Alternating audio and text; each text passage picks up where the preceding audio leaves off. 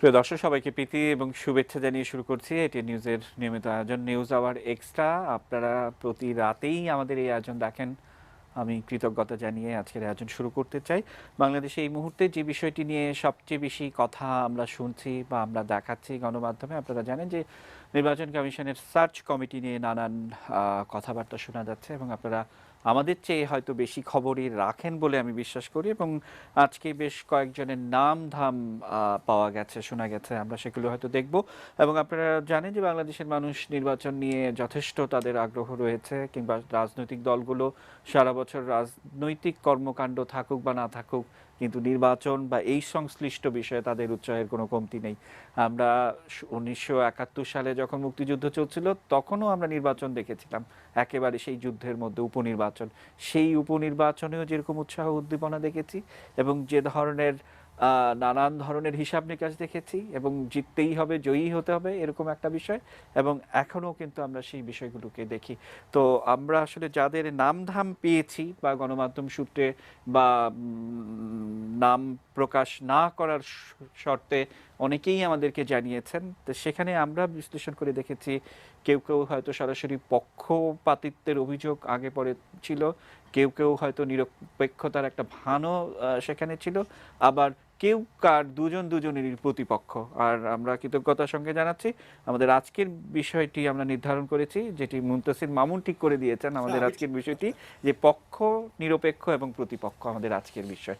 আপনাদেরকে সবাইকে স্বাগতম। আমাদের আজকের অনুষ্ঠান আলোকিত করছেন লেখক, গবেষক, কলামিস্ট অধ্যাপক ডক্টর মুনতাসির মামুন স্যার। আপনাকে স্বাগত জানাচ্ছি। আমরা অনেক দিন পর নারী নেত্রী এবং মানবাধিকার কর্মী এবং আমার খুবই প্রিয় মানুষ খুশি কবির আপু আপনাকে পেয়েছি, স্বাগত জানাচ্ছি আজকে।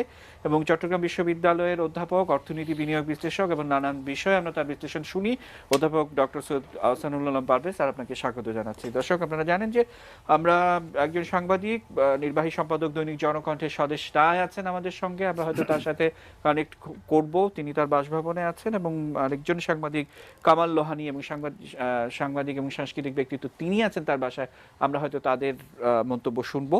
আমরা শুরুতেই আমার সহকর্মী মহসিন কবিরের একটি প্রতিবেদন একটু দেখে নিতে চাই।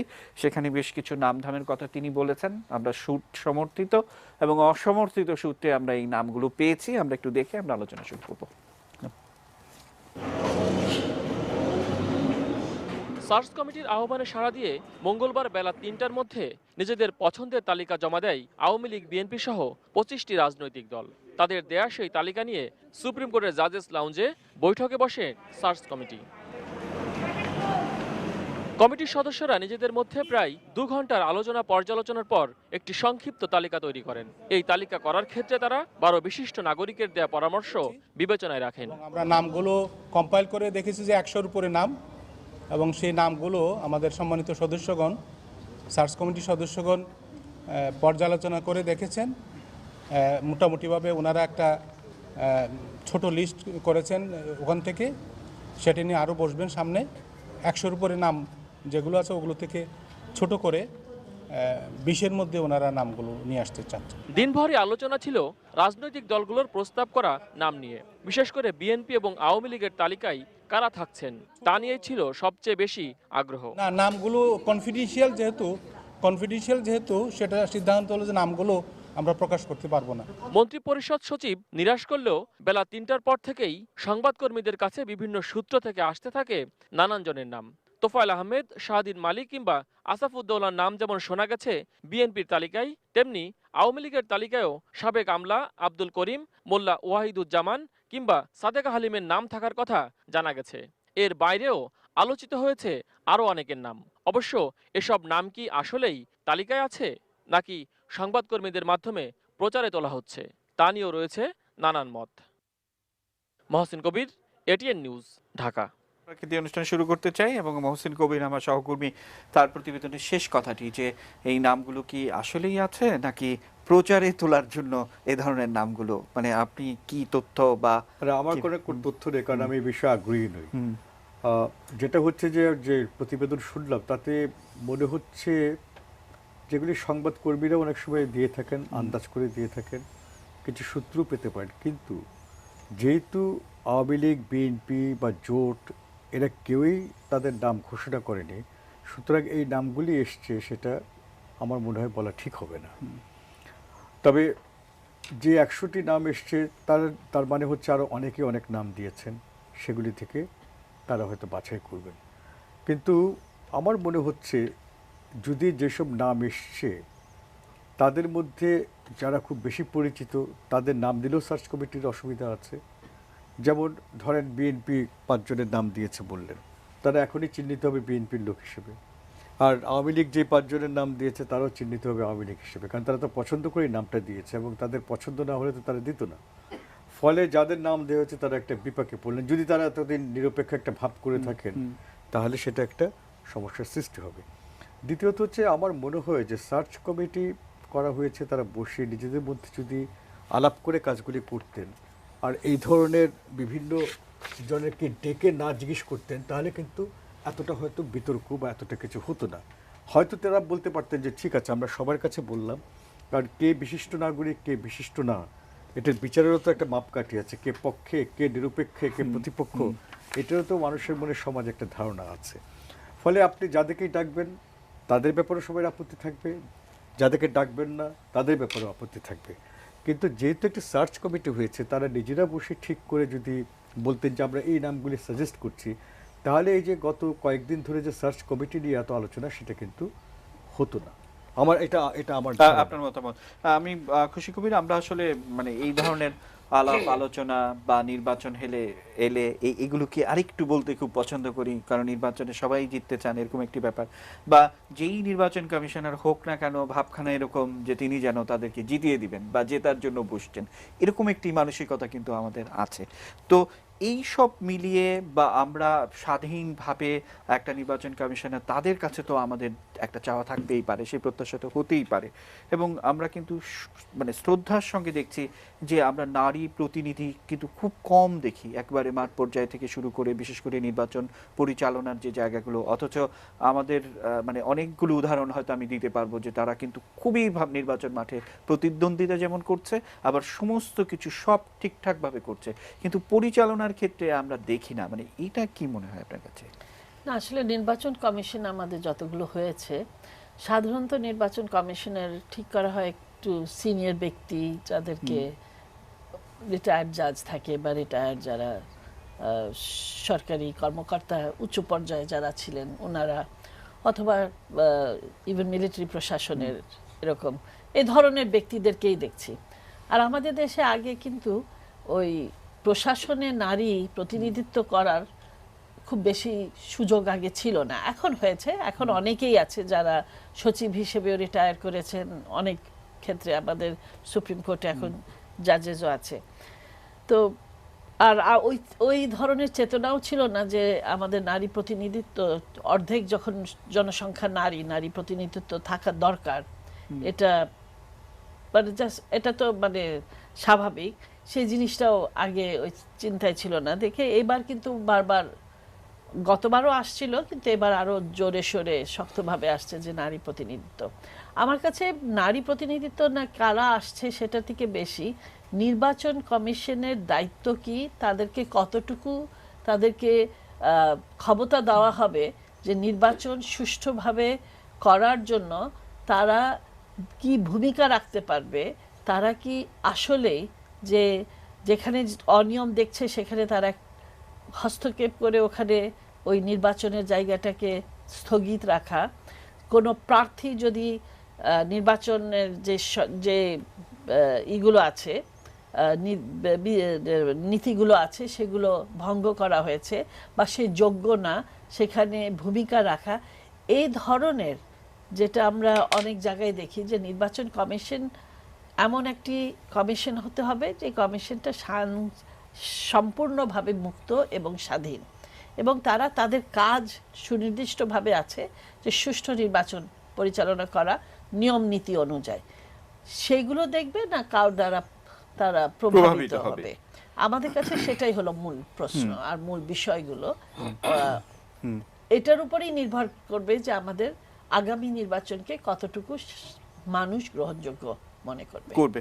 আসলে মানে আমি সবসময় একটুখানি মানে আমার মনে হয় যে আমরা যেভাবে বাংলাদেশে এমন একটা দেশ, এখানে নির্বাচনগুলোকে যদি আমরা একটু পর্যবেক্ষণ করি, আমি 70-এর নির্বাচন থেকে শুরু করে একেবারে 2013 সালের যে নির্বাচনটি, সেখানে দেখি যে সেখানে কিন্তু পক্ষ বিপক্ষ যেটি থাকে, একেবারে মুক্তিযুদ্ধের বিরোধী একটা পক্ষ থাকবেই এবং যেন তেনভাবে তার রাষ্ট্রীয় ক্ষমতায় আসতে হবে, জিততে হবে, আর মুক্তিযুদ্ধের পক্ষে যারা আছেন তাদের তো একটা থাকবেই। আপনার নির্বাচন নিয়ে নানান বিচারপতি আব্দুর রৌফ নামে একজন নির্বাচন কমিশনের কথা নিশ্চয়ই আপনাদের মনে আছে, বিচারপতি সাদেক নামে একজন বিচারপতি মনে আছে।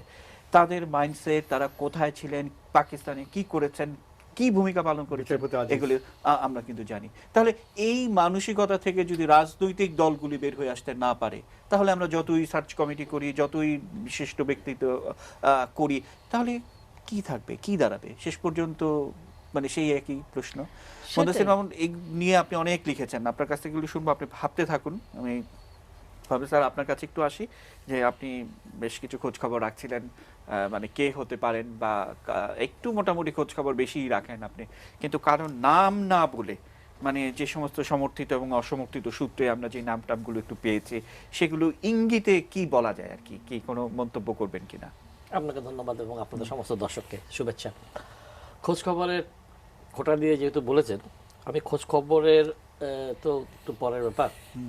তার আগের ব্যাপার হচ্ছে যে এই যে সার্চ কমিটি কি করতে চাচ্ছে এবং সার্চ কমিটি কি করেছে, কেন করছে। ইলেকশন 20 আমাদের নেক্সট যেটা 2019 সালের ইলেকশন, এই ইলেকশনটা কিন্তু আমি সংক্ষেপে শুধু এটাই বলবো যে অসম্ভব জনগুরুত্বপূর্ণ। কারণ আপনার এখানে সরকার আর বিরোধী দলের একদম পরিষ্কার নিজস্ব চিন্তাভাবনা আছে যে তাদের কি পেতে হবে আর কি হারাবে। তো আমার কাছে এই ইলেকশনটা গুরুত্বপূর্ণ হচ্ছে ওই সালে এটাকে আমরা মানে এই ইলেকশন রোড টু ডেভেলপমেন্ট অথবা রোড টু ডেমোক্রেসি অথবা রোড টু আবার অটোক্রেসি এবং আপনার সমস্ত যেটা ভয় পাচ্ছেন। তো এরকমই একটি নির্বাচন সামনে রেখে সার্চ কমিটির কাজ হচ্ছে নির্বাচনটা দুই পক্ষ যারা খেলবে তাদের কাছে গ্রহণযোগ্য একটা নির্বাচন উপহার দেওয়া। দুইয়ের বেশিও হতে পারে, বেশি অনেক পক্ষ, দুই পক্ষ বা বেশি পক্ষ হতে পারে। তো আপনার থ্যাংক ইউ আপা। তো আপনার এই যে এই জিনিসটা ডেলিভার করতে হবে। তো এখন নির্বাচন সার্চ কমিটি যেটা হয়েছে দেখেন, ওইটা সম্বন্ধেও কিন্তু 2-4টা কথা উঠেছে। আচ্ছা, তারপরে এখন সার্চ কমিটি যেই একটা কথাবার্তা আসতেছে আপনাদের মাধ্যমে, মিডিয়ার মাধ্যমে, এখানে আমার মুনতাসির মামুন ভাই যেটা বলেছে যে এখানে অনেক মানুষের নাম এসছে এবং এটা শর্ট লিস্ট করার চেষ্টা করছে, 20 জনের মধ্যে আনার চেষ্টা করছে। কিন্তু আপনারা কেউ প্রশ্ন করছেন না এই নামটা কালেকশন এর কোনো নীতিমালা ছিল কিনা, অথবা পদ্ধতিটা কি এবং এটাকে ক্রাইটেরিয়াটা কি। সো আমি একজন ভোটার হিসাবে, আমি একজন বাংলাদেশের নাগরিক হিসেবে, প্রথম খোঁজ খবর রাখা নাগরিক হিসাবেই আমি তো মনে করি যে আমাদের সবাই চিন্তাভাবনাটা এমন জায়গায় নিয়ে আসতে হবে যে এখানে সার্চ করার ব্যাপারটা প্রথম কথা হচ্ছে গ্রহণযোগ্যতা, যে এই কাজটি করার জন্য গ্রহণযোগ্যতা কি আছে। তারপরে আছে পাবলিক পারসেপশন, একই কথাই হচ্ছে দক্ষতা বিষয়টা, এটা ডেলিভার করতে পারবে কিনা, এবং এরকম একটা ভবিষ্যতে চাপ আর তাপের ভিতরে টানাটানির মধ্যে ইলেকশন যেটা হতে পারে। এবং এক পক্ষ আবার ভবিষ্যতে বলতে চাবে কি যে এটা ইলেকশন হয়নি, আবার আমরা কেউ কেউ বলবো যে এটা একটা আইনের প্রবাহ বা পদ্ধতিগত নির্বাচন আমরা করেছি। আমরা জাতিকে আর ওই জায়গায় নিয়ে যেতে চাই না। তাই এখন আমাদের যে ক্রাইটেরিয়াটা আমি এখনো স্মরণ করিয়ে দিতে চাই, সার্চ কমিটিকে মনে করিয়ে দিতে চাই যে আপনার নির্লোভ একটা ব্যক্তিত্ব, যারা দুর্নীতির সাথে নাই, যাদের বেচাকেনা করা যাবে না, এদের একটা গ্রাউন্ড চেক হতে হবে, ব্যাকগ্রাউন্ড চেক। এখন যে জিনিসগুলো এসছে আমরা এখানে কোনো জায়গায় কোনো মন্তব্য করব না, কিন্তু আমি দেখতে পাচ্ছি যে এখানে আপনার এই বলা হচ্ছে, এটা আমরা স্পষ্ট করে বলা উচিত না, বলা হচ্ছে দুটো লিস্ট আমাদের সামনে এসে যাচ্ছে মিডিয়াতে। তো এখন এখানে একটা জিনিস বোধহয় দেখতে হবে যে আপা যেটা বললেন যে অতীতে এখানে বিচার বিভাগের একটা লোকদের একটা আধিক্য থাকতো, সঙ্গত কারণেই এখন হয়তো সেটা সমাজ পরিবর্তন হয়েছে। এখন নির্বাচনটা কিন্তু কিছু আর শুধু লিগ্যাল ইস্যুস নয়, শুধু আইন কানুন ধারাবাহিকতা, এখন নির্বাচনের অনেকগুলো আঙ্গিক হয়ে গেছে। তো সেই জায়গায় ডেলিভার করবে কে? তো এখন সেই নির্লোভ নিরেট ব্যক্তিটা আমরা কার মধ্যে, কোন মানুষের মধ্যে খুঁজবো? এই জায়গায় আমি শুধু সার্চ কমিটির কাছে আকুল আবেদন রাখবো, আমি তো আর এই লিস্টে কোনো যোগ দেবো না। সেটা হচ্ছে যেই সমস্ত ব্যক্তিদেরকে আপনারা প্রমোট করতে চাচ্ছেন তাদের সেই দক্ষতার সাথে দেখতে হবে তারা তাদের কর্মজীবন যখন শেষ করেছে তারপরে তারা রিটায়ার করার পরে তারা কে অফিস আবার অফিস অফ প্রফিট নিয়েছে, এটাও দেখতে হবে একটা লিগেসি, যে আমি একটা সরকারে ছিলাম, তারপরে মনে করেন আমি আবার এখন রিটায়ার করেছি, তারপর আমি কোনো জায়গায় গিয়ে রাষ্ট্রদূত হয়েছি, কোনো জায়গায় গিয়ে ব্যাংকের চেয়ারম্যান আছি, হ্যাঁ আমি বেনিফিট হয়েছি কিনা, এবং সেটা পেব্যাক করার চেষ্টা করব কিনা, এই জিনিসটি একটি বিষয় আছে। আর অর্থাৎ মানুষ তাকেই পছন্দ করবে যেই মানুষটি সজ্জন ব্যক্তি হিসেবে তার কর্মজীবন শেষ করেছে, একদম সজ্জন, একজন তার মতো মানুষ, ব্যক্তিত্ব নিয়ে, স্পষ্টতা নিয়ে যে শেষ করেছে। এই জিনিসগুলো আমরা এদের মধ্যে দেখতে চাইবো। তারপরে আপনার এই সেনাবাহিনীর কেউ থাকতে পারে, আমাদের অতীতে নির্বাচন কমিশনের ক্ষেত্রে সেরকম নাম এসছে, তা সেটাও কিন্তু আমি আর এটাকে কিন্তু নতুন করে কিছু দেখছি না, শুধু বিচার বিভাগের প্রতিনিধিত্ব কম দেখছি। তো এখানে যেমন দেখতে হবে যে এই নারী তো অবশ্যই থাকবে, আমরা চাই যে আমাদের নারীর ক্ষমতায়ন, কিন্তু আবার দেখতে হবে যে আমার সেই বোন, মা বা আপা, উনি যখন ওই ক্যারিয়ার শেষ করতেছিল তখন উনি দক্ষ প্রশাসক হিসাবে কাজ করতে পেরেছেন কিনা, বড় ধরনের ফেইলার আছে কিনা, যেটা আবার পরে নির্বাচনের ইয়াতে এসেই যেন সেটা। তারপর আমি সেটা বলছি অ্যাডমিনিস্ট্রেটিভ, এই যে ওই সময়কার একটি সংক্ষিপ্ত সময়ে পুরা সরকারকে, পুরা রাষ্ট্রযন্ত্রকে তাদের কমিশনার আওতায় রেখে সেই ব্যক্তিত্ব দিয়ে গভর্ন করা, মানে আপনার কি এখন কি দেখা যাবে যে কি রাষ্ট্রযন্ত্র কমিশনকে গভর্ন করছে, নাকি কমিশন রাষ্ট্রযন্ত্রকে সুচারুভাবে চালাচ্ছে একটা সুস্পষ্ট নির্বাচনের দিকে? এই জিনিসটা মাথায় রেখে যদি জিনিসটা আসে, আমার মনে হয় জনপ্রত্যাশা পূরণ হবে। এর চেয়ে বেশি কিছু করে আমি বলা ঠিক হবে না, কারণ এখানে হয়তো অনেকেই অনেক কিছু বুঝে নিতে পারেন এই মানে নামগুলো যেগুলো। জি, নির্বাচনের সময় নির্বাচন কমিশন ওনারাই তো তখন মূল, মানে রাষ্ট্রযন্ত্রের অন্য যে সকল ইগুলো আছে, অংশগুলো আছে, তাদেরকে কিভাবে ব্যবহার করা হবে, তাদের রোল কি হবে, এটা তো নির্বাচন কমিশন ওই নির্বাচনের সময় তো তাদের একটা ভূমিকা থাকার কথা। আপনি যেটা বলছেন যে তারা নিয়ন্ত্রণে থাকবে না, নিয়ন্ত্রিত হবে, মানে সেটা বড় একটা ফ্যাক্টর, সেটাই বড় ফ্যাক্টর, তাই না? স্যার, আমি একটু আপনার কাছে আসতে চাই যে কথাটি আমি শুরুতে বলেছিলাম যে সেই 1970-এর নির্বাচন থেকে শুরু করে 2013-র নির্বাচন পর্যন্ত বা 14-র নির্বাচন পর্যন্ত আপনি জানেন যে সেখানে মানে স্বাধীনতার বিরোধী পক্ষ আবার মুক্তিযুদ্ধের পক্ষের শক্তি, এরকম একটা নির্বাচনী লড়াইয়ের যখন থাকে তখনই কিন্তু আমরা ওই যে বিচারপতি রৌফ মার্কা নির্বাচন বা কমিশনার পাই বা সাদেকটা পাই। এবং এটা তো আমরা পরিষ্কার করে বলতে চাই যে বিচারপতি আব্দুল রৌফ তিনি কিন্তু সরাসরি একটি রাজনৈতিক দলের সক্রিয় কর্মী হিসাবে এবং রোকন হিসাবে তিনি বিভিন্ন অনুষ্ঠানে বক্তৃতা দিয়ে বেরিয়েছেন, সেগুলো আমাদের কাছে সেই ভিডিও ফুটেজ আছে এবং সেগুলো কিন্তু হয়েছে। এবং আপনার নিশ্চয় মনে আছে যে বিশেষ করে মাগুরা নির্বাচন থেকে সেখান থেকে তাকে পালিয়ে আসতে হয়েছিল, মানে এইরকম পরিস্থিতি আমরা কিন্তু দেখেছি। সেটা কিন্তু একটা উপনির্বাচন ছিল, সেই নির্বাচনে কিন্তু রাষ্ট্রের শক্তি সরকার পরিবর্তিত হয় না। ঠিক এই কালচারগুলো তো আমরা আছে দেখেছি। শুধু কি এটাই যে এই বিরোধীরা, স্বাধীনতা বিরোধীরা যেন তেনভাবে ক্ষমতায় যেতে চায়? না, খালি স্বাধীনতা বিরোধীদের কথা একেবারে ফোকাস না করে আমি যে কথাটা বলতে চাই সেটা হচ্ছে, আপনি লক্ষ্য করবেন যে রাজনৈতিক দল বলেন বা আমাদের তথাকথিত সুশীল সমাজ বলেন বা যেসব বিশিষ্ট নাগরিককে ডাকা হয়েছে, পত্রপত্রিকা একটি দেখছি যে তারা নিরপেক্ষ লোকদের ডাকার চেষ্টা করেছে। এখন আমরা এদিক থেকে যদি শুরু করি যে বাংলাদেশ রাষ্ট্রে নিরপেক্ষ কে আছে? বাংলাদেশের রাষ্ট্রে নিরপেক্ষ কেউ নেই, পক্ষ প্রতিপক্ষ আছে। কারণ আপনি যখন ভোট দিচ্ছেন তখন তো আপনি একটি পক্ষকে ভোট দিচ্ছেন। এখন এই যে পক্ষ প্রতিপক্ষ আছে সেটা সবসময় থাকবে, পৃথিবীর সব দেশই আছে, কিন্তু বাংলাদেশ ছাড়া কোথাও নির্বাচন কমিশন নিয়ে এত হয়েছে কোথায় হয় না, এমনকি ভারতও না। তারা নির্বাচন কমিশনের প্রক্রিয়া আছে, সেই হিসেবে নির্বাচন কমিশনার করে এবং সেটা গ্রহণযোগ্য হয়। এখানে তাহলে আমি কারণটা খোঁজার চেষ্টা করি, কারণটা কি? সেখানে এমন মানুষদেরকে করা হচ্ছে, সমাজে বা রাষ্ট্রে তাদের ব্যক্তিত্ব নিয়ে একটা ধারণা আছে। যে কথাটা উনি বললেন যে আপনি কেমন, সমাজ কিন্তু জানে আপনি কতটুকু নথি স্বীকার করবেন, কতটুকু করবেন না। আপনি পক্ষ হতে পারেন, কিন্তু আপনি কতটুকু যাবেন, কারণ সবখানেই তো পক্ষ আছে। কিন্তু পক্ষ থাকার পর যেটা উনি বলতে চাচ্ছেন বা আমরা বলতে চাচ্ছি, পক্ষ থাকবে, কিন্তু তিনি যখন এই কাজটির দায়িত্ব নিচ্ছেন তখন তিনি লোভ, লালসা এগুলি ঊর্ধ্বে থেকে কাজ করবেন কিনা এরকম ব্যক্তিত্ব কিন্তু খোঁজা সবচেয়ে ভালো। এখন আপনি এটা যদি না করতে পারেন তাহলে যাদেরকেই নেবেন এবং যদি রাজনৈতিক দলগুলি দেয় সেগুলি কিন্তু গ্রহণযোগ্য হবে না। যেমন আপনি যখন কাউকে বিচারক নিয়োগ করেন, তখন কিন্তু আমরা আশা করি যে তিনি যে পক্ষই হন না কেন, তিনি যখন বিচার করবেন তখন আইনে কি আছে সেটা দেখবেন। সুতরাং যিনি নির্বাচন কমিশনার হবেন তিনি আইনে কি আছে, কতটুকু ক্ষমতা এক্সার্ট করতে পারে সেটা দেখতে হবে। এবং সমাজ কিন্তু একটা ধারণা আছে যে এই 5টি লোক এরকম, সুতরাং সে আওয়ামী লীগ হোক বিএনপি হোক এই ব্যাপারে করবেন, এরকম লোকও কিন্তু আছে। এটা হচ্ছে একটা ব্যাপার। সুতরাং নিরপেক্ষ ব্যাপার যারা বলেন তারা ফালতু কথা বলেন, পক্ষ বিপক্ষ আছে। 2 নম্বর যে কথাটা আপনি বললেন, আমি এদিক থেকে সবসময় একটি কথা বলেছি, এই রাষ্ট্রে সবসময় অগ্রাধিকার, তারা আরো বলছেন যে রাজনীতির সঙ্গে যুক্ত নয়।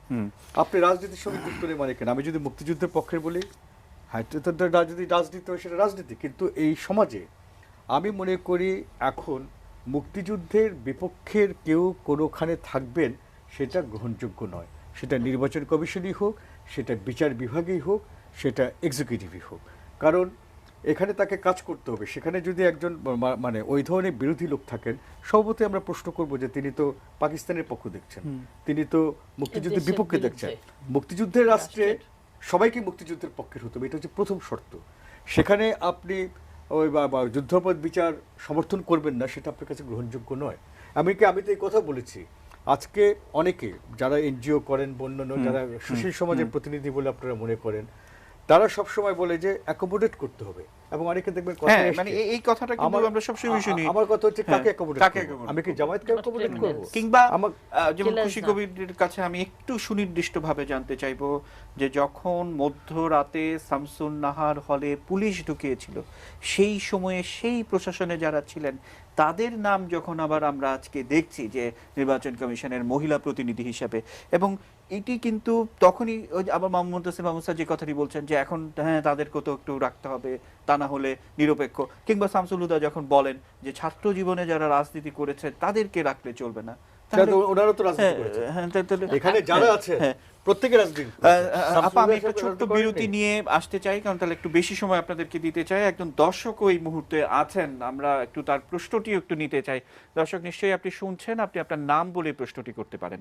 জি, আমি হাসান আল মামুন মানিকগঞ্জ থেকে বলছি। জি, আমার প্রশ্নটা হচ্ছে নির্বাচন কমিশন গঠন নিয়ে যেই প্রচেষ্টা চলছে, আমরা 5 ধারা নির্বাচনে সারা বাংলাদেশের মানুষ ভোট দিতে পারি নাই। এখন যদি যেহেতু প্রযুক্তির যুগ, অনেক মানুষের হাতে এই আপনার ফোন আছে, যদি এই 20 জনের সংখ্যাটা কমিয়ে 10 জনে আনা হয় এবং বাংলাদেশের সবগুলো চ্যানেলের নিজেদের যদি তাদের ছবি দেওয়া হয়, তাহলে আমরা SMS এর মাধ্যমেই আমরা সেই মানুষগুলোকে সিলেক্ট করতে পারবো। আর সার্চ কমিটিতে যে 6 জন আছে তারা কি করতে পারবেন, পুরো ব্যাপারটাকে হ্যান্ডলিং তারা করবেন। আর এর জন্য প্রযুক্তিবিদ হিসেবে আমাদের যে বইতে যে শিক্ষকগুলো আছেন যারা প্রযুক্তিবিদ হিসেবে যারা অভিজ্ঞ, তাদের সাহায্য নিতে পারেন। এতে হবে কি সারা হাসান আল মামুন আপনার প্রশ্ন আমি বুঝতে পেরেছি। সাধারণ মানুষ ভোট দিয়ে নির্বাচন কমিশনার মনোনীত করবেন, নিয়োগ করবেন। হ্যাঁ, তো আমরা হয়তো আমাদের বিশেষজ্ঞদের কাছ থেকে আপনার এই উত্তর শুনবো আপনার প্রশ্নের। আমরা নিচ্ছি ছোট্ট একটি বিরতি, এটি নিউজের সঙ্গেই থাকুন।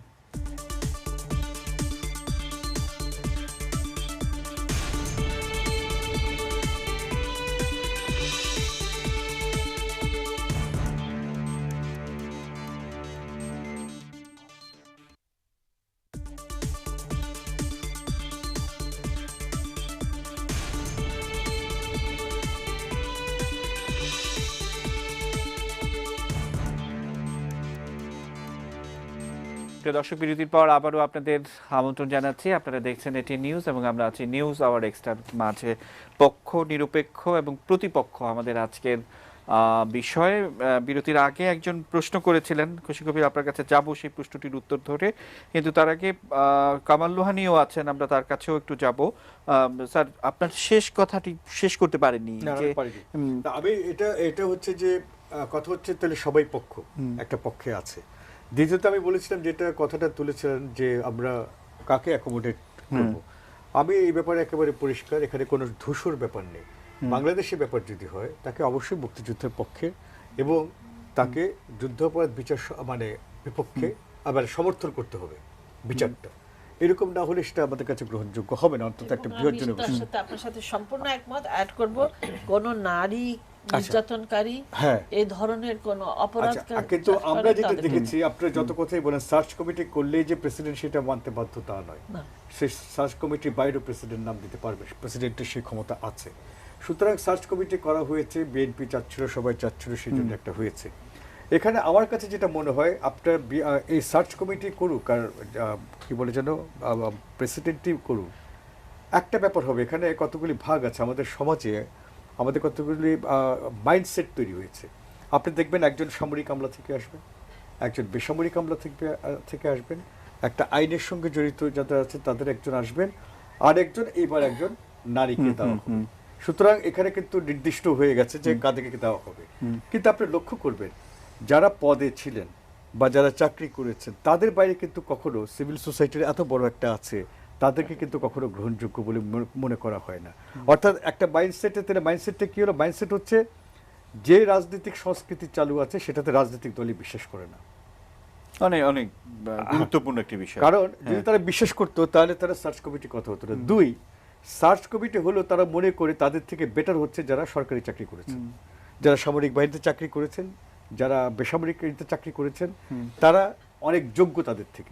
স্যার আমরা একটু কামাল লোহানীর সঙ্গে একটু শুনবো, আমরা স্যারের কাছ থেকে। স্যার নিশ্চয়ই শুনতে পাচ্ছেন আমাকে, এবং নিশ্চয়ই আপনি জানেন যে, বা আমি বলছিলাম যে আসলে বাংলাদেশের নির্বাচনের যে চিত্রগুলো, হা বাক্সে ভোট দিন, না বাক্সে ভোট দিন, 1977 সালের একটি নির্বাচন নিয়ে আমি প্রায়শই কথা বলি যে সেখানে হা বাক্সে শতকরা 99.8% ভোট পড়েছে, এরকম আমরা শুনেছি, দেখেছি। সেই নির্বাচন এবং আজকের নির্বাচন, বা বাংলাদেশই একমাত্র দেশ যেখানে স্বাধীনতা বিরোধীরা সমান তালে রাজনীতি করার সুযোগ পায়, এবং আমরা সেটিই দেখছি। আবার এই যে নির্বাচন কমিশন গঠন হচ্ছে সেখানেও দেখছি যে তাদের পছন্দের ব্যক্তিবর্গরা আড়ালে থেকে পছন্দের নামও পাঠাচ্ছেন, এগুলো আছে। তো সবকিছু মিলে আপনি কিভাবে দেখছেন? সার্চ কমিটি যে বিভিন্ন দলের কাছ থেকে নাম চেয়েছিল, তারা 5টা করে নাম পাঠিয়েছে। 125টা নামের মধ্যে তারা আবার বাছাই করে 20টি নাম রেখেছেন। সেই নামগুলো মহামান্য রাষ্ট্রপতির কাছে ওরা বাছাই করে পাঠাবেন। রাষ্ট্রপতি রাখতেও পারেন, নাও রাখতে পারেন। কিন্তু এই সব কিছুর ঊর্ধ্বে যেটা আমি বলতে চাই সেটা হলো যে মুক্তিযুদ্ধ বিরোধী কোনো রকম ব্যক্তি যেন এখানে প্রশ্রয় না পায়, সেদিকে মহামান্য রাষ্ট্রপতিকে এবং সরকারকে খেয়াল রাখতে হবে। সবচেয়ে বড় কথা এটি একটি। আর একটি কথা হচ্ছে যে এখন নানাভাবে অনুপ্রবেশ করার চেষ্টা করা হচ্ছে, মুক্তিযুদ্ধ বিরোধী যে শক্তি তারা ঢোকবার চেষ্টা করছে, সেই জায়গাগুলো একটু খেয়াল রাখতে হবে। আর একটা জিনিস সেটা হচ্ছে যে নির্বাচনে কারা নির্বাচন কমিশনের 4 জন হলেন, 5 জন হলেন, তারা তো নির্ধারিত হবার পর সবার কাছে গ্রহণযোগ্য হতে হবে। এবং যদি গ্রহণযোগ্য না হয়, একদল তো সবসময়ই তৈরি হয়ে থাকে যে তারা সরকার যেটা দেবে সেটাকে না বলবে। অর্থাৎ মহামান্য রাষ্ট্রপতি যেটা করবেন তারা অজুহাত তুলবে যে ওটা তো প্রধানমন্ত্রীর সঙ্গে পরামর্শক্রমে করা হয়েছে, সুতরাং ওটা তাদের কাছে গ্রহণযোগ্য হবে না। এটা যতই মানে তাদের হোক, মানে নির্বাচন করার ইচ্ছা থাকুক আর না থাকুক।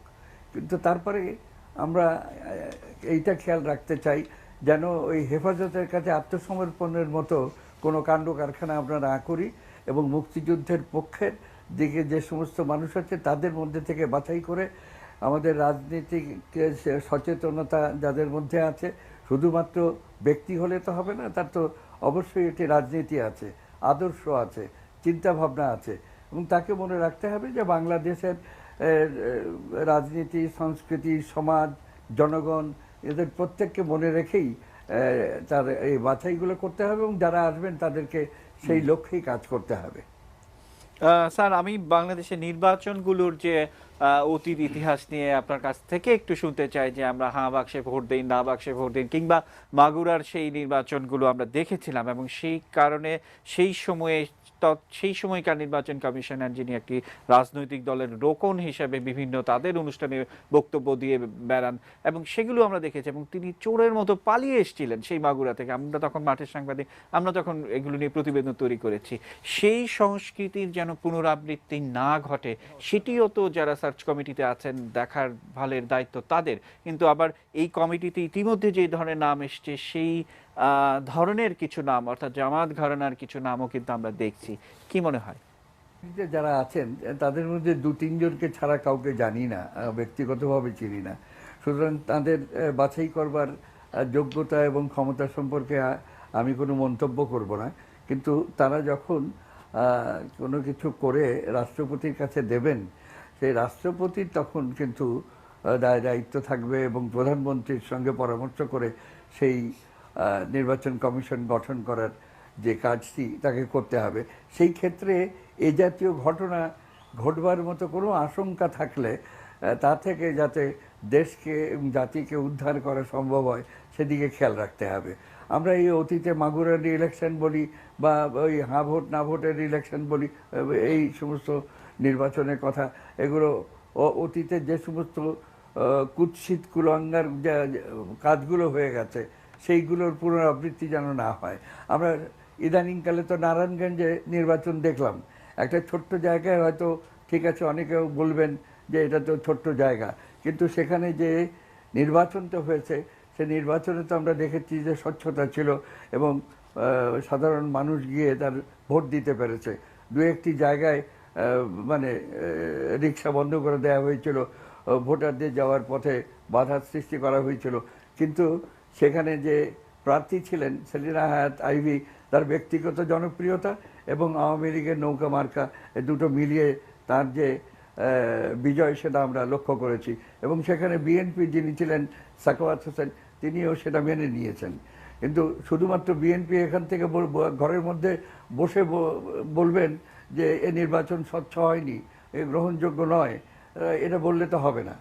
আর যে কোনো প্রস্তাবই যদি বর্তমান সরকার যারা এই 7 বছর 8 বছর ধরে রাষ্ট্র পরিচালনা করছেন, যারা যুদ্ধাপরাধীদের বিচার করছেন, যারা পদ্মা সেতু করছেন, যারা নারী নির্যাতনের বিরুদ্ধে লড়াই করে যাচ্ছেন, সন্ত্রাসের বিরুদ্ধে 0 টলারেন্স ঘোষণা করেছেন, তাদেরকে যদি নানাভাবে তারা যে কোনো রকমের একটি প্রস্তাব দিলে বা পরামর্শ দিলে বা কথা বললে তারই বিপদে কথা বলতে হবে, অথবা আগাম বলে রাখতে হবে যে এটা হলে কিন্তু ভোট ঠিক হবে না, নির্বাচন ঠিক হবে না। এই জাতীয় রাজনৈতিক চিন্তাভাবনার যে মানুষগুলো আছে তারা যেন এসব জায়গায় কোনো রকম প্রশ্রয় না পায়, এবং তাদের দেয়া নামগুলো সম্পর্কেও আমার মনে হয় যে সার্চ কমিটিকে অত্যন্ত সতর্ক এবং নজরদারিতে রাখতে হবে। জি, কামাল লোহানী, আপনাকে অসংখ্য ধন্যবাদ। এতক্ষণ বলছিলেন কামাল লোহানী। স্যার, আপনার কাছে একটু আসি যে বিশেষ করে 2001 সালে নির্বাচনের পরে আমরা যে ধরনের পরিস্থিতি দেখেছিলাম, বা আপনার নিশ্চয়ই মনে আছে যে সে সময়কার নির্বাচন কমিশনার তার আইন শৃঙ্খলা সমস্ত কিছু তার হাতে ছিল, কিন্তু তারপরও যে ধরনের সাম্প্রদায়িক সহিংসতা আমরা দেখেছি, সে সময়ই কিন্তু আলোচনার একটা বিষয় ছিল যে নির্বাচন কমিশন যিনি হবেন, যেহেতু স্বরাষ্ট্র মন্ত্রণালয় সংশ্লিষ্ট বিষয়গুলো তার হাতে থাকে, এবং কঠোরভাবে নির্বাচন মানে সংশ্লিষ্ট যেন সহিংসতা না হয়। এবং আমরা তখন দেখেছিলাম যে দল জিততে যাচ্ছে তার পক্ষেই কিন্তু সেই প্রশাসন কাজ করছে এবং সহিংস কর্মকাণ্ড কিন্তু করছে। আবার পার্শ্ববর্তী ভারতে দেখি যে সেখানে মুক্তিযুদ্ধ বিরোধী বা ভারতের স্বাধীনতা বিরোধী কোনো দল নেই বলেই কিন্তু সেখানে নির্বাচন কমিশন অনেক বেশি শক্তিশালী। কি বলবেন? আপনি খুব জটিল প্রশ্ন করেছেন। আপনার প্রশ্নের সঙ্গে দ্বিমত করার যে তথ্য আপনি দিয়েছেন কোনো সুযোগ নেই। আমাদের এখানে সবসময় এটা আমরা দেখছি যে নির্বাচন কমিশন 2-4টা ব্যতিক্রম ছাড়া প্রশ্নাতীতভাবে ডেলিভার করতে পারে না। এবং ওই যে আপনি বললেন যে স্বরাষ্ট্র আছে কি এটা নাই, এগুলো বড় কথা না জনাব প্রণব। রেসিডুয়াল পাওয়ার বলে একটা পাওয়ার থাকে। আমি যদি কোনো দায়িত্বে থাকি, আমার কথায় যদি পুলিশ না শুনে, তখন আমার 2-4 জায়গায় সঠিক কথা বললেই কিন্তু পুলিশ শুনতে শুরু করবে। দ্যাট ইজ কল্ড রেসিডুয়াল পাওয়ার। যে এই আমি আজকে আপনার সামনে এমন কিছু বলতে পারি যেটা কিন্তু সমাজে প্রলয় ডেকে আনবে এবং মানুষ বিশ্বাস করবে যে প্রফেসর পারভেজ সঠিক বলেছে।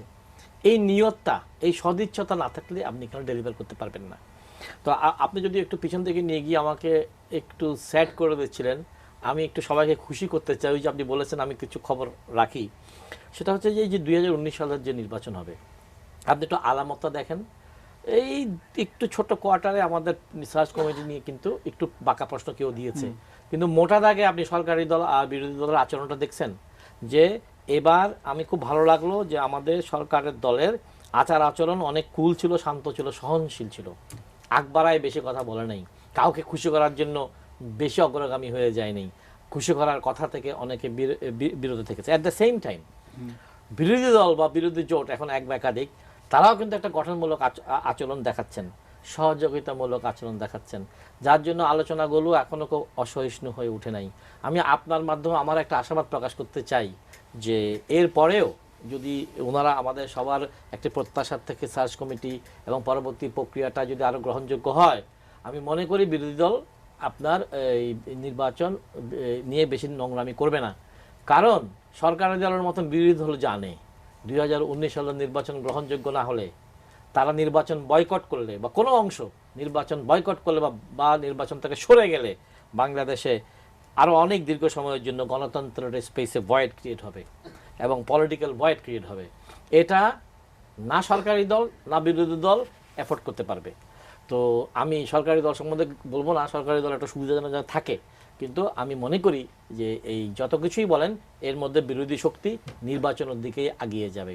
তাহলে এখন ওই আমার অগ্রজ প্রতিম স্যার যেটা বললেন যে পক্ষ প্রতিপক্ষ নিরপেক্ষ, এটা নিয়ে অনেক কথা হয়েছে। আসলে আমরাও বিশ্বাস করি যে নিরপেক্ষ লোক তো খুব কম, কিন্তু আমরা ওদেরকে নিয়েই খেতে পারবো না, জনগণ খাবে না।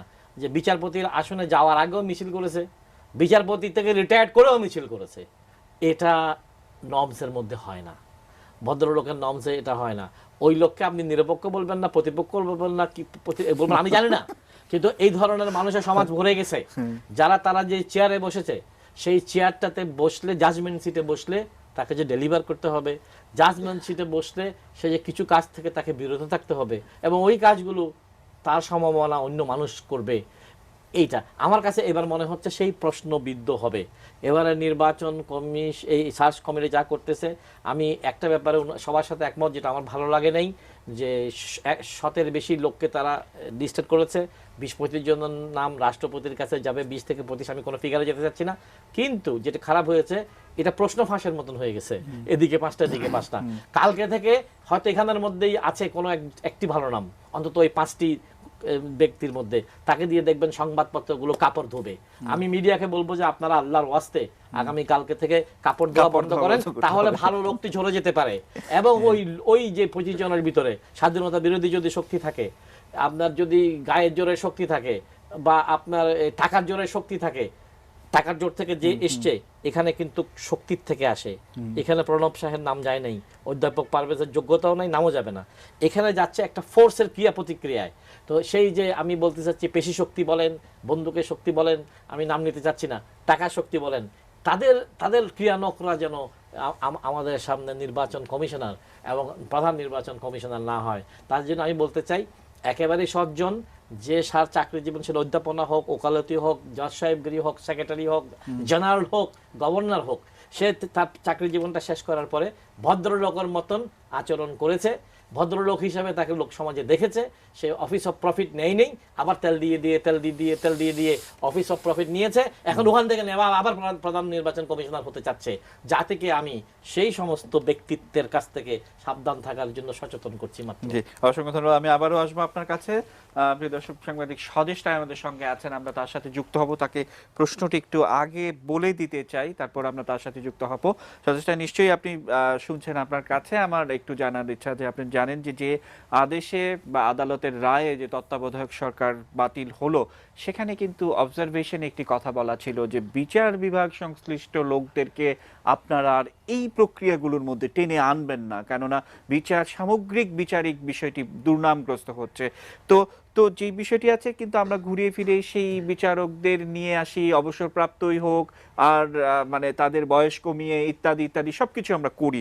এবং এবারও সেই ধরনের একটা প্রক্রিয়ার জন্য কিন্তু অনেকে নাম দিয়েছেন, আমাদের হাতে হয়তো আমরা টেকনিক্যাল কারণে নামগুলো বলছি না। সেটি কতটা যৌক্তিক আমি আপনার কাছে শুনবো। একজন দর্শকও আছেন, তার প্রশ্নটি একটু নিতে চাই। দর্শক, আপনি আপনার নামটি বলে প্রশ্ন করুন। কলাবাগান, ঢাকা থেকে বলছিলাম। জি,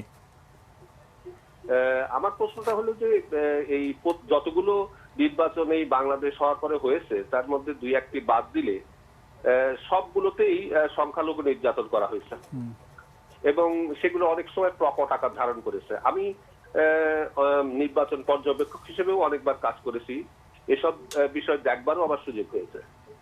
তো এই কথা কি বিবেচনার মধ্যে আনা উচিত নয় যে এই নির্বাচন কমিশনারদের মধ্যে কোনো সংখ্যালঘুদের প্রতিনিধি থাকা উচিত? জি, আপনার প্রশ্নের জন্য অসংখ্য ধন্যবাদ। খুশি কবির, দুটি প্রশ্ন নিয়ে আপনার কাছে। হাসান আল মামুন মানিকগঞ্জ থেকে তিনি বলছিলেন যে SMS করে ভোট দিয়ে একটা, আর এই যে বাবুল অধিকারী যিনি চট্টগ্রাম কলাবাগান থেকে প্রশ্ন করলেন, এই দুটি প্রশ্নের উত্তর আপনার কাছ থেকে একটু শুনতে চাই। এখন যেটা হচ্ছে যে এটা তো পপুলারিটি কন্টেস্ট হচ্ছে না, এটা তো নির্বাচনও হচ্ছে না, এটা নির্বাচন কমিশন। এখন সাধারণ মানুষ কাকে সবচেয়ে বেশি নাম দিয়েছে এটা নিয়ে যোগ্যতাটা বিচার করাটা আমার নিজের দৃষ্টিতে এটাতে মনে হয় না এটা সঠিক। এটা বিশ্ব সুন্দরী প্রতিযোগিতা হলে হয়তো এটা করা যেতে পারত। বিশ্ব সুন্দরী প্রতিযোগিতা ওই শব্দটা না ব্যবহার করে অন্য কিছু বললে বেটার হতো। বা যাই হোক, এটা কোনো ইলেকশনের ব্যাপার না, এটা ইলেকশন কমিশন যারা ইলেকশন পরিচালনা করবে। তো আমার মনে হয় যে এখানে যেহেতু রাষ্ট্রপতি একটা সার্চ কমিটি করেছে ওনাকে সহযোগিতা করার জন্য, সার্চ কমিটি কিন্তু যেটা আগেও বলেছেন আপনারা যে এটা কিন্তু ওনারা কিন্তু কাউকে নিয়োগ দেবেন না, ওনারা নাম প্রস্তাব করবেন, রাষ্ট্রপতি এটা গ্রহণ করতেও পারেন নাও করতে পারেন। উনি চেয়েছেন ওনাকে সহযোগিতা করার জন্য এরকম একটা কমিটি তাকে ওনাকে সহযোগিতা করবেন। আমাদের দেশে আসলে মানে গণতন্ত্রের ব্যাপার নিয়ে মাঝে মাঝে এমন হতাশ হই কেন, যেভাবে গণতন্ত্র যে প্রক্রিয়ায় যাওয়া উচিত সে সবসময় হয় না, তখন আমরা কোনো ইস্যু নিয়ে আমরা সবাই খুব মেতে উঠি। আর এখন এই যে সার্চ কমিটি নিয়ে মেতে উঠছি, তারপরে হবে কাদের নাম যাচ্ছে কি যাচ্ছে না, এই সার্চ কমিটির কি যেগুলো মনোনয়ন দিল সেগুলো ভালো হয়নি, এগুলো তো আমার মনে হয় ওই জায়গাটা আমার এখানে মানে SMS এর মাধ্যমে বর্ণ মাধ্যমে এটা দেওয়া সেটা না। কিন্তু যেটা করতে পারে মনে হয় নাগরিক হিসাবে, কোনো ব্যক্তিকে যখন দেওয়া হচ্ছে তার বিরুদ্ধে যদি আমাদের সুস্পষ্ট কোনো অভিযোগ থাকে, প্রমাণিত অভিযোগ, এবং মনে হয় আমাদের বক্তা যারা বলেছেন যারা বাংলাদেশের অস্তিত্বকে বিশ্বাস করেননি, বাংলাদেশের বিরুদ্ধে কাজ করেছে অথবা ওই দলের সাথে আছে যে দল বাংলাদেশের অস্তিত্বকে গ্রহণ করে না, যে সকল ব্যক্তিদের বিরুদ্ধে অভিযোগ আছে যেখানে নারী নির্যাতন, নারীকে নিপীড়ন করার, শিশু নিপীড়ন করার, যেগুলো আমরা বলবো যে একটা যে ব্যক্তির কাছ থেকে আমরা যে শ্রদ্ধাটা পেতে চাচ্ছি সেটা নাই, এবং তারা অভিযুক্ত প্রমাণিত, এবং প্রমাণিত না হলেও যদি সবাই জানে যেটা করেছে, এই ধরনের ব্যক্তি আসলে অবশ্যই আমার মনে হয় নাগরিক হিসাবে, যেটা আমাদের মানিকগঞ্জ থেকে যিনি বলেছেন, ওনার এই অধিকার থাকা উচিত বলতে যে আমরা কিন্তু এটা পছন্দ করছি না, কিন্তু কে পপুলার, কে সবচেয়ে বেশি ভোট পেয়েছে তাকে নেওয়া এটার পক্ষে আমি না। জি, সেকেন্ড প্রশ্ন যেটি যে বাবুল অধিকারী, এই প্রশ্নটির উত্তর আমি শুনতে চাই। আমি একটা বিরতি নিয়ে ফিরে এসে শুনতে চাই। প্রিয় দর্শক, নিচ্ছি ছোট্ট বিরতি, এটি নিউজের সঙ্গেই থাকুন।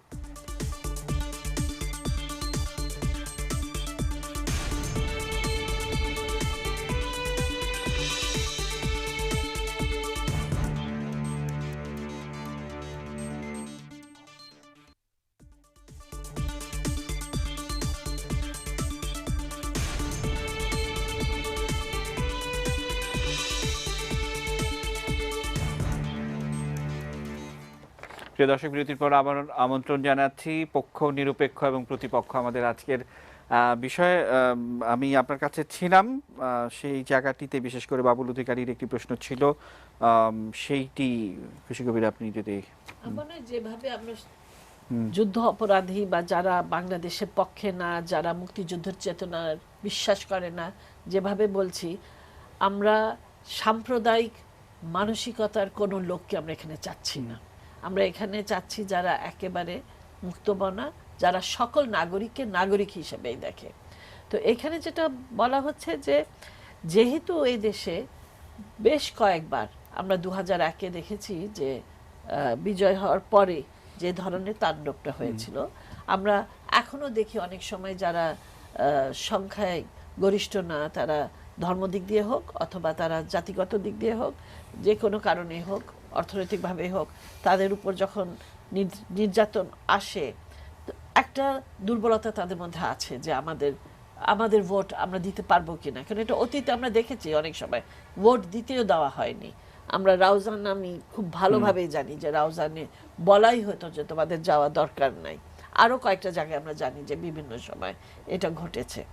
তো সেখানে শুধু আমরা একজন অমুসলিম, যেহেতু এটা মুসলিম প্রধান দেশ, অমুসলিম একজন থাকলেই যে নিরপেক্ষ থাকবে সেটা বোঝা যায় না। কিছু করতে পারবে, আর কিছু করতে পারবে এবং সবারটাই দেখবে, সেটা হবে কিনা জানি না।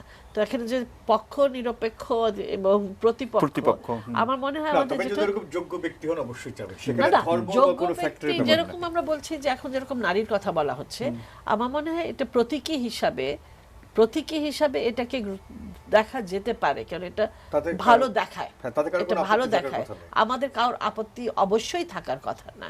তো আমি বললাম যে খালি এটা বলছি যে এটা ব্যক্তি যোগ্যতাটা সবচেয়ে বড় কথা, এবং ওই যোগ্যতার মধ্যে সে যদি অমুসলিম না হয়েও থাকে, সেখানে সে ব্যক্তি যদি কোনো কারণে সে ধর্ম অন্ধ হয়ে থাকে বা একটি ধর্মের প্রতি যে ধর্ম সে মানে সে যদি মুসলিম হয়ে থাকে, সে শুধু একই দিকে চিন্তা করছে আর অন্য দিকে চিন্তা না করে থাকে, সেখানে তাদের উপর অত্যাচার হচ্ছে কি না, তাদের ভোট দিতে যাওয়াটাকে মানে বাতিল করা, বন্ধ করে দেওয়া হচ্ছে, পথ রোধ করা দেওয়া হচ্ছে, এখানে নির্বাচন কমিশন কোনো ভূমিকা নিচ্ছে না। এই কারণ থেকেই তো প্রশ্নটা এসেছে যে আমরা একজন এরকম চাচ্ছি। তো থাকাটা আমার মনে হয় খারাপ না, না থাকলেই যে হবে সেটাও না। আর কিন্তু যেটা হলো যে যাদেরকে থাকতেই হবে প্রত্যেকেই কিন্তু নিরপেক্ষ ধর্মের দিক দিয়ে ধর্ম নিরপেক্ষ থাকতে হবে। জি, অসংখ্য ধন্যবাদ। আমরা অনেকক্ষণ ধরে স্বদেশ রায়কে বসিয়ে রেখেছি। স্বদেশ রায় বলছিলেন যে বসতে বসতে একেবারে শিকড় বাকড় বাকি গেল। যে স্বদেশ রায় নিশ্চয়ই শুনতে পাচ্ছেন, এবং যে কথাটি আমি প্রশ্ন করতে চাই না, আপনি শুধু শুনতে চাই আপনার কাছ থেকে, বিশেষ করে তত্ত্বাবধায়ক সরকার মানে বাতিল হওয়ার যে রায়টি, সেখানে কিন্তু অবজারভেশনে যে জায়গাটি ছিল যে আসলে বিচারকদের বা অবসরপ্রাপ্ত বিচারপতিদের আপনারা মানে টেনে আনবেন না, এটি একটি দিক। আর অন্যদিকে আমরা যে ভারতের নির্বাচন আইন এবং সেখানে মুক্তিযুদ্ধের বিরোধীরা কিন্তু এত প্রকাশ্যে প্রকটভাবে রাজনীতি করে না, আমরা কিন্তু করি। তো সবকিছু মিলে কিভাবে দেখেন? যে অবজারভেশন যেটা ছিল তত্ত্বাবধায়ক সরকারের রায়ের, এটা আমি মনে করি যে এটা অবশ্য ভালো, কারণ হচ্ছে বিচার বিভাগ আমাদের শেষ আশ্রয়স্থল। তো সেই কারণে হচ্ছে বিচারপতিদেরকে হচ্ছে যেখানে বিতর্ক হতে পারে বা যেখানকার যেসব বিষয় নিয়ে আমরা বিতর্কে যেতে পারি, এই সবের ভিতর বিচারপতিদেরকে না টেনে আনাই ভালো। কিন্তু সবাই যে এটা করবেন আসলে এটাও ঠিক না। তবে আমার যেটা বক্তব্য তাহলে যে নির্বাচন কমিশন হচ্ছে রাষ্ট্রের একটা অত্যন্ত রাজনৈতিক অর্গান হচ্ছে, কারণ হচ্ছে রাষ্ট্রের সব থেকে বড় রাজনৈতিক কাজটাই তাকে করতে হয়, অর্থাৎ রাজনৈতিক দলগুলোর ভিতর কে রাষ্ট্র শাসন করবে তাকে নির্বাচিত করতে হয়। তাই এই কাজটা সবসময় রাজনীতিবিদদের হাতে থাকাই উচিত। আমরা একসময় তত্ত্বাবধায়ক সরকার করে যেমন ভুল করেছি, আমার মনে হচ্ছে যে আমরা এই সার্চ কমিটি করে অরাজনৈতিক ব্যক্তিদের হাতে রাজনৈতিক প্রতিষ্ঠান হচ্ছে পরিচালনা কারা করবেন তাদের খোঁজার দায়িত্ব উঠিয়ে দিয়ে আমরা একই ভুল করছি। আচ্ছা, আমি জানি না কেন জিল্লুর রহমান সাহেব, উনি এত বড় সিনিয়র রাজনীতিবিদ এবং উনি এই সার্চ কমিটি করেছিলেন। হ্যাঁ, উনি হয়তো মনে করেছিলেন যে আমি গণতন্ত্রের একটা নতুন অ্যাভিনিউ খুলছি, কিন্তু গণতন্ত্রের সব অ্যাভিনিউ কিন্তু সবসময় সুফল দেয় না, আর সব অ্যাভিনিউ কখনোই সুফল দেয় না। তাই এবং তার যে কিছুটা ফলাফল আমরা ইতিমধ্যে দেখতে পাচ্ছি, সেকেন্ড টার্মে এসে ইতিমধ্যেই কিন্তু সার্চ কমিটি অনেক কিছুই মানে প্রশ্নের মুখে হচ্ছে তারা এসে গেছেন। হ্যাঁ, তো এই কারণে আমার মনে হয় রাষ্ট্রপতি অত্যন্ত বড় একজন সিজন পলিটিশিয়ান, উনি খুব শীঘ্রই এটা রাশ টেনে ধরবেন এবং উনি ওনার হাতেই বিষয়টাকে নিয়ে নেবেন, কারণ এই বিষয়ে সাংবিধানিক ক্ষমতা ওনার একক এবং উনি রাজনৈতিক চিন্তাভাবনা দিয়েই আজকে এই নির্বাচন কমিশনটা গঠন করবেন, কারণ এটা রাষ্ট্রের সব থেকে সেন্সিটিভ যে কয়টা মানে অর্গান তার একটা। এখানে এই ধরনের অরাজনৈতিক ব্যক্তিদের ভিতর কে সৎ কে নিরপেক্ষ এই সমস্ত তর্ক বিতর্ক করার কোনো কারণ নেই। এখানে দেখতে হবে যে এই কাজটা করার যোগ্যতাটা তার আছে কিনা। আর হচ্ছে নিরপেক্ষ বলে কোনো জিনিস হয় না, হয় হচ্ছে সঠিক না হচ্ছে বেঠিক। আর আপনি আমাকে যে বিষয়টা বলেছেন যে বাংলাদেশে মুক্তিযুদ্ধের বিপক্ষে, হ্যাঁ এ কথাটা আমরা সবসময় বলি যে বাংলাদেশে মুক্তিযুদ্ধের বিপক্ষের কথা বলে সংবিধানের বিরুদ্ধে কথা বলে রাজনীতি করা যায়, যা অত্যন্ত ক্ষতিকারক। হ্যাঁ, এবং এই যে অত্যন্ত ক্ষতিকারক, এখান থেকে বেরিয়ে আসার জন্যই কিন্তু আমাদের সঠিক রাজনৈতিক সিদ্ধান্তের দরকার। এবং সেই সিদ্ধান্ত একটাই, যেটা কিন্তু গণজাগরণ মঞ্চের ভিতর দিয়ে হয়েছিল, যে এই দেশের সকল স্থানে মুক্তিযুদ্ধের পক্ষের লোকজনই থাকবে এবং সরকারি দলে এবং বিরোধী দলে সবখানেই মুক্তিযুদ্ধের পক্ষের লোকই থাকবে। মুক্তিযুদ্ধের পক্ষের বাইরের কেউ কোনোখানে তাদের স্থান পাবে না। অসংখ্য ধন্যবাদ আমরা যদি আপনাকে, অসংখ্য ধন্যবাদ মুদ্দাসির মামুন স্যার। এবং স্যার আপনার কাছে যুগ্ম স্বদেষ্টা যে কথাটি বিশেষ করে ডক্টর প্রফেসর আপনার কাছ থেকে একটু শুনতে চাই, স্বদেষ্টায় কিন্তু মানে বেসিক যে বিষয়টি যে রাষ্ট্রপতি এইটি মানে কঠিন একটা দায়িত্ব কিন্তু, যে একেবারে নির্বাচন করা বা সেই জায়গাটাতে অরাজনৈতিক হাতে দিয়ে যেমনটা তত্ত্বাবধায়ক সরকারের সময় করা হয়েছিল, এবং সেটি কিন্তু প্রমাণিত হয়েছে। বা সেই সময়ের সেই ইতিহাস যদি আমরা দেখি যে কিভাবে কে তত্ত্বাবধায়ক সরকার হবে সেটি আগে থেকে হোমওয়ার্ক করে করে কিভাবে রাষ্ট্রীয় ক্ষমতা দখল করে নিয়ে যায় সেগুলো কিন্তু আমরা দেখেছি। সেই অভিজ্ঞতার আলোকে আপনার কি মনে হয় না যে এই জায়গাগুলোতে আরো ভাবনা চিন্তা আরো নার্সিং করার প্রয়োজন আছে, যে আসলে যেন আরো সতর্কতার প্রয়োজন আছে? বিবর্তনের কথা, উন্নতির কথা বললো তো সুযোগ আছে। There is every avenue open for further improvement. কিন্তু আমি ওই সাংবাদিক, ওনার নাম কি যেন, স্বদেশ রায় সাহেব যেটা বলেছেন, ওনার কথাকে আমি উড়িয়ে দিতে পারছি না। ওনার কথায় যথেষ্ট পয়েন্ট আছে, কিন্তু যেটা অনুপস্থিত ওনার বক্তব্যে, যে সার্চ কমিটি এরকম হবে না সেরকম হবে, সেটা নিয়ে আমি ওনার সঙ্গে একমত। কিন্তু সার্চ কমিটি না করলে আমাদের মহামান্য রাষ্ট্রপতি যদি হঠাৎ করে এই কয়েকটি নাম দিয়ে দিত, তাহলে কি সেটাও কি তার মহান দায়িত্ব পালন হতো? তিনি কি বিতর্কিত হয়ে পড়তেন না? কারণ উনি তো সারা জীবন একটি বিশেষ আদর্শের রাজনীতি করেছেন, এবং আউটকামটা কি উনি অন্য কিছু দিতেন, যে ওনার রাজনৈতিক আদর্শের ভিন্ন কোনো লোকের নাম ঘোষণা করতেন? তাহলে উনিই বিতর্কিত হয়ে যেত। এখন শেষ আশা ভরসার স্তর একটা আছে, ওনার কাছে একটি প্রশ্নপত্র গেছে, বাংলাদেশকে একটি সুন্দর ইলেকশন ডেলিভারি দেওয়ার জন্য যেই তাদেরকে দায়িত্ব দেওয়া হবে, ওই 25 জনের মধ্যে থেকে উনি উত্তর খুঁজবেন, অথবা উনি বাধ্য নন ওখান থেকে কোনো নাম নিতে।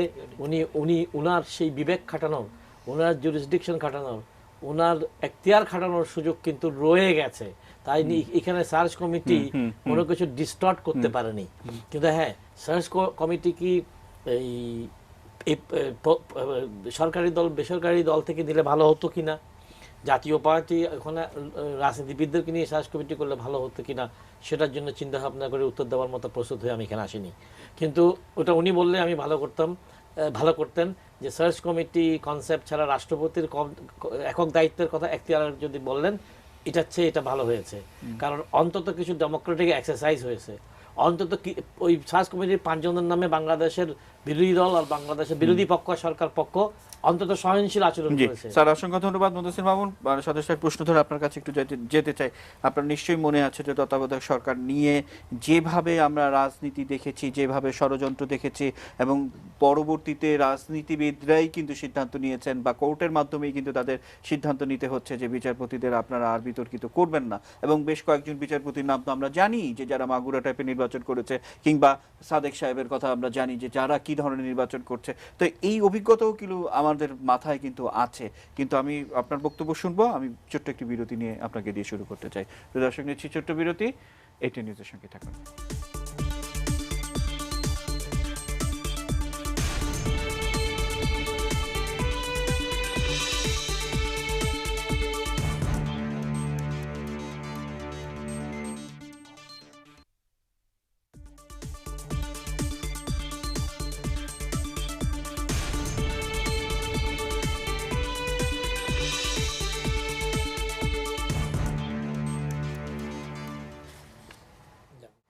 প্রিয় দর্শক, বিরতির পর আবারও আমন্ত্রণ জানাচ্ছি। আমরা অনুষ্ঠানের একেবারে শেষ ধাপে চলে এসেছি।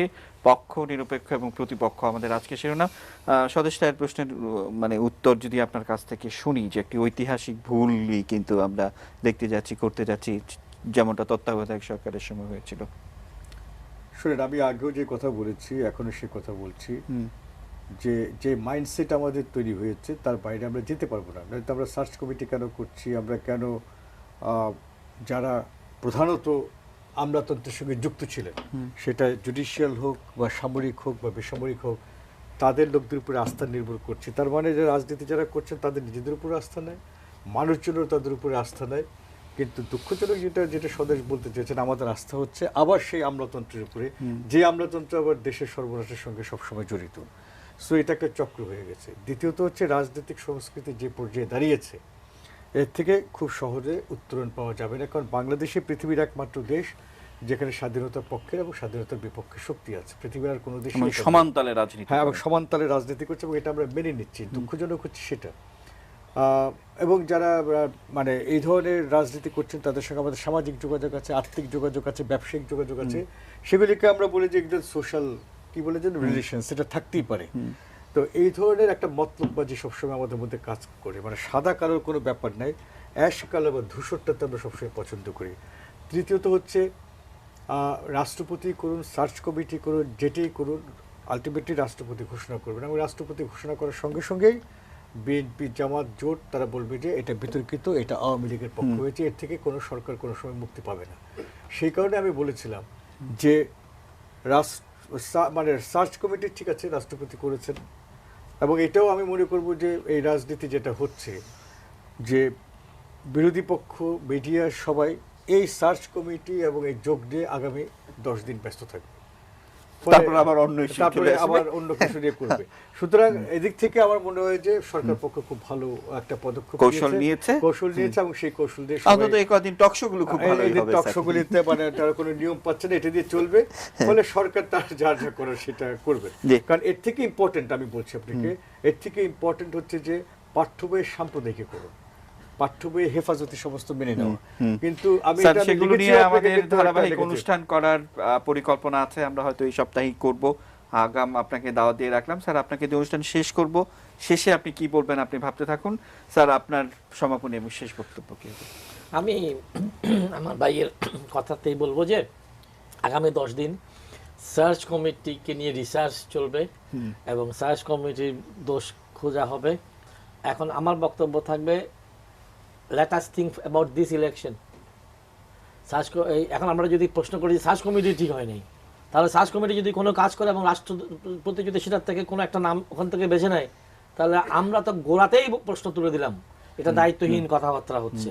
সার্চ কমিটিকে আগামী নির্বাচনের আগে আরো দোষমুক্ত, আরো পার্টিসিপেটিভ, আরো শক্তিশালী করা যেতে পারে। কারণ শক্তিশালী লোক খুঁজে বের করে ডেলিভার করার জন্য একটা শক্তিশালী কমিটি ছাড়া, বাছাই কমিটি ছাড়া সেটা সম্ভব নয়। আমরা সার্চ কমিটির ভবিষ্যতে ভাববো। আমরা এখন ভাবি কিভাবে বর আর কোনো পক্ষকে আমরা সবচেয়ে ভালো ওকালতির মাধ্যমে, আপা যখন কোনো বিয়ে শাদী হয় মুসলমানদের ক্ষেত্রে, যৌতুক নিয়ে ঝগড়া লাগে, শাড়ির রং নিয়ে ঝগড়া লাগে, দেরিতে আসছে কেন ঝগড়া লাগে, বরযাত্রী ঝগড়া লাগে, সেই ভালো উকিল যে আলটিমেটলি খুব ভালোভাবে বিয়েটা ঘটাতে পারে। দিস ইজ আমাদের ডেমোক্রেসির যেই মেলবন্ধন, আমাদের গণতন্ত্রের জন্য যে ট্রেজারি ব্রাঞ্চ আর বিরোধী ব্রাঞ্চকে এক জায়গায় কাজ করার জন্য যে ক্রিয়া প্রতিক্রিয়ার মূল অনুষ্ঠানটা হচ্ছে নির্বাচন। সেখানে আমি মনে করব সার্চ কমিটি অথবা রাষ্ট্রপতি, স্যার মহামান্য রাষ্ট্রপতি সেই উকিলের কাজ করবেন যেন উনি দুইটা পক্ষকে এক জায়গায় আনতে পারেন। শেষ এখন যেটা হচ্ছে যে আমাদের মূল যেটা হচ্ছে যে আমরা নির্বাচন চাচ্ছি কেন, গণতন্ত্র চাচ্ছি। গণতন্ত্র যদি না থাকে, বিরোধী দল যদি না থাকে, সেখানে গণতন্ত্র শক্তিশালী হবে না। এই কারণে বিরোধী দল থাকা দরকার। তো বিরোধী দল যদি দায়িত্বহীনভাবে তাদের বিরোধিতা করতে থাকে, সেই বিরোধী দলের ভূমিকা সেটা না। আমরা আশা করব যে ইলেকশনে এমন ইলেকশন হবে যেখানে সবাই অংশগ্রহণ করবে, এবং যে বিরোধী দল হোক বা যারা সরকার হোক, সেখানে আমরা যেটা প্রথমেই আলোচনা করেছি যে বাংলাদেশের অস্তিত্ব এবং বাংলাদেশ যে কারণে সৃষ্টি হয়েছে, এই জায়গা থেকে আমরা যেন না সরে যাই। অসংখ্য ধন্যবাদ। আমরা একেবারে শেষ পর্যায়ে মুনতাসির মামুন আপনাকে দিয়ে শেষ করবো, সমাপনী শেষ বক্তব্য। দেখেন, আমি মনে করি সবচেয়ে ভালো হবে যে রাষ্ট্রপতি বিএনপি যে নাম দিয়েছে সেখান থেকে একজন, আওয়ামী লীগের পক্ষ থেকে একজন নিয়ে বাকি 3 জন তার মনোমত দেব, তাহলে আর কোনো পক্ষ কোনো বলতে পারবে বলে না। সমালোচনা হবে না। আচ্ছা, দ্বিতীয়ত হচ্ছে তিনি যেটাই দেবেন, যদি বিএনপির নামও থাকে বিএনপি সেটা নিয়ে একটা বিতর্ক সৃষ্টি করবে। কিন্তু একটা ইতিবাচক ব্যাপার হচ্ছে রাষ্ট্রপতি যেটি দেবেন সেই নির্বাচন কমিশনের অধীনে বিএনপি এদিকে নির্বাচনে যেতে হবে, এটাই হচ্ছে ইতিবাচক দিক। তারা যত কথাই বলুক তাদেরকে এটার মধ্যে যেতে হবে, এর কোনো বিকল্প নেই। অসংখ্য ধন্যবাদ আমাদেরকে সময় দেওয়ার জন্য। আবারও আপনাদের 3 জনকে শুভেচ্ছা এবং অভিনন্দন জানিয়ে শেষ করছি। তো দর্শক, এই ছিল আমাদের আজকের আয়োজন। অনুষ্ঠানটি সকাল 9:30টায় পুনঃপ্রচারিত হয়। দেখার আমন্ত্রণ জানিয়ে শেষ করছি। শুভরাত্রি।